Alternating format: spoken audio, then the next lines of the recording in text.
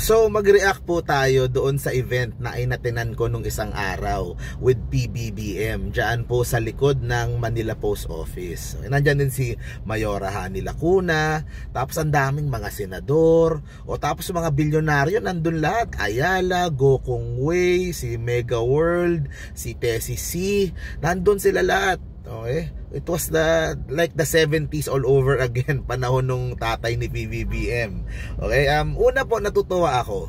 Someone who started covering Jones Bridge, isa po yan sa mga inuna ni Yorme Isko na pagandahin sa tulong ni Acuzar. At ngayon po, Secretary ng Housing si Acuzar, siya ang nakatutok sa buong Pasig River. At ang ganda po ay pinagpatuloy po yung pong sinimulan nila ni Yorme doon sa Jones Bridge. Magkasama na si Yorme tsaka si Acuzar noon eh.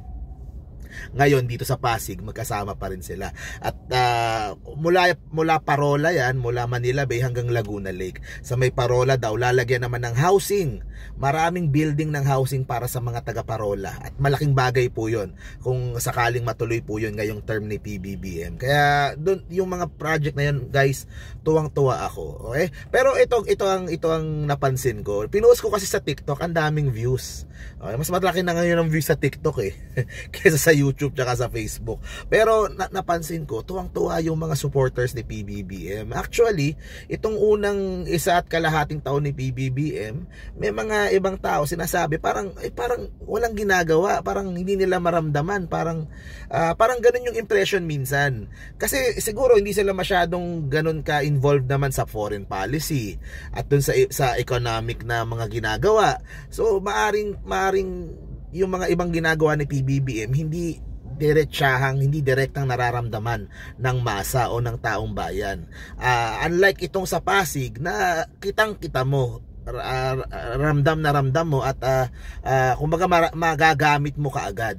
Okay? So ang naisip ko tuloy na PBBM should take lessons at siguro pag-aralan, at yun na nga yung ginagawa niya ngayon.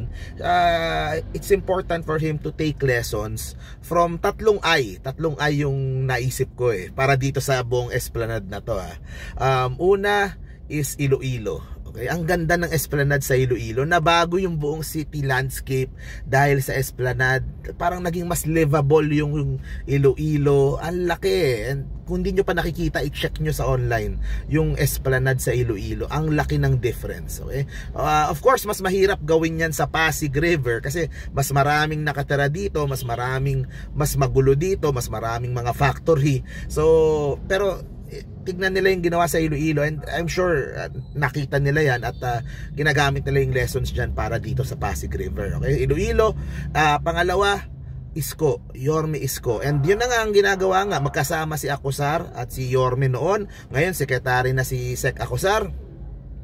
Pinagpapatuloy nila, ginagawa nila. At may component ng housing, may component ng mga parks, and yung kay Yorme kasi kumaga mahilig siya sa mga proyekto na ramdam kaagad ng tao, nakikita ng tao, nare-revitalize. Okay? Yung mga proyekto ni Yorme parating kumpleto merong people component, yung magagamit agad ng tao yung mga parke. Meron silang open space, meron siyang environmental na aspeto kasi nga maraming trees, maraming kumbaga quality of life ng tao gumaganda Yung napakasimpleng parke na yan, di ba? Kasi ang dumi na ng Metro Manila, ang dumi na so merong park na maayos na maganda na pwedeng pagtambayan ng mga tao, ng mga lolo at lola natin.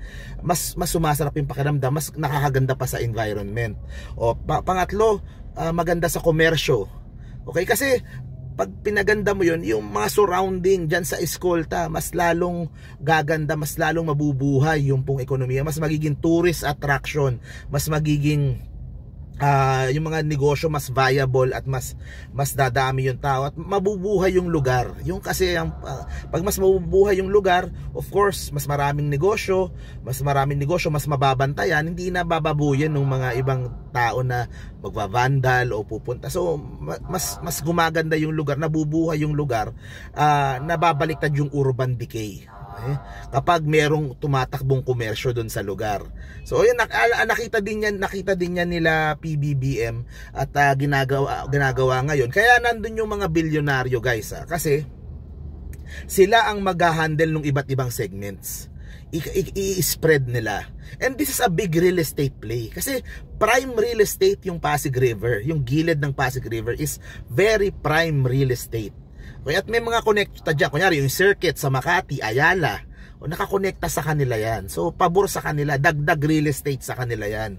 Sila na mag-aalaga para hindi mo iaasa lahat sa national government kasi magiging masyadong mabigat pati sa mga LGU. Iaasa mo sa private sector. Kikita ka na, gagawa ka na ng trabaho o may nag-aalaga pa. At pag naaalagaan yan, yung gilid ng river, walang nagtatapon o unti-unti mabubuhay yung river. Okay? So yun, so merong commercial aspect parate. At diyan din magaling si Yorme kasi yung mga bilyonaryo nun, di ba? Yun yung isa sa mga inuna niya para makipagtulungan, para ma-revitalize yung pong parts ng Maynila na nagdedicate. At tingnan nyo ngayon, napagpatuloy ni PBBM yung ganda ng proyekto.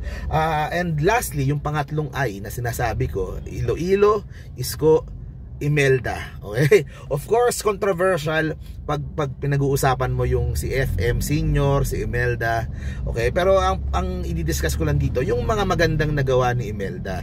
Okay? At yun ang parang kulang siguro dito sa Marcos Junior administration ngayon. Kulang yung touch of ni Imelda na say what you want about Imelda. Yung pagdating sa arts, pagdating sa beautification, pagdating sa culture, pagdating sa mga infrastructure na pinagawa din, di ba? Yung mga art center na yan, yung mga ano. So, yun yung aspeto na kulang kay PBBM na hindi masyadong naha-highlight, hindi masyadong, hopefully with this Pasig River at nagkataon ang talagang nakatutok dito, naka-lead dito at ang main advocate ng proyekto na to ay si First Lady Lisa Marcos. Okay, so more projects like this para maramdaman diretsyo ng taong bayan. Maganda yung ginagawa ni PBBM para sa akin sa foreign policy, yung kanyang mga economic na ginagawa, mga pagbabago sa sistema, yung mga digitalization at yung mga ibang moves na ginagawa niya, maganda naman. Pero itong mga projects na to kasi is kitang-kita visually ng tao ang ganda kaagad at ramdam mo kaagad at may epekto kaagad at ang daming tatamaan ng mga pangangailangan ng tao. Of course, yung sa kalusugan nandyan na yan, meron kang bike lanes, pathway, di ba? Idagdag mo pa yon diyan bukod sa economic, sa kalikasan at doon sa plus lastly din ang gusto ko ding idagdag dito na isa ding tinututukan ni Yorme noon ay yung historical value nung buong Pasig River, which is diyan nagsimula yung ano natin yung kaya nga eskolta yung sentro dati, parating pansin nyo tabi ng ilog parati kasi yan yung buhay ng isang syudad, ng isang lugar, yung kanyang ilog, diba? Yung historical value hindi mo mababayaran yung history yung historical value ng isang lugar yung Manila Post Office, hindi mo yung history niyan hindi mo siya ma-recreate ngayon diba? Yung history it takes, diba, 100 years, centuries, diba? Yung mga nasa Intramuros at nasa mga eskolta diyan. So, kumbaga, use that for tourism, for and for people to feel a sense of pride din na yung pagka-Pilipino natin mas maramdaman natin pag nandoon tayo. So, yun ang mga magandang makuha ni PBBM, and with this project, parang nakukuha na niya, nakita ko. So, ang hiling ko kay PBBM, more projects like this. More iparamdam sa tao na the government is working for them and creating the right solutions na mararamdaman kaagad nila at makikita nila. Yung pabahay kay Yorme, talagang pinush ko yan at ngayon gagawin dito under kay Sec Acosar, so full support ako dyan. Sana mas galingan nila yung communicating lahat ng mga proyekto pagdating po sa pabahay kasi that is a project that is very close also to my heart, para magkaroon ng urban renewal at mapaganda yung Metro Manila. Wala nang informal settlers, lahat nakakondo na lahat, 'di ba? Para tumaas yung quality of life ng mga urban poor dito sa Metro Manila. So ayun guys, thank you very much po. See you po sa next video po natin. God first. Thank you very much guys.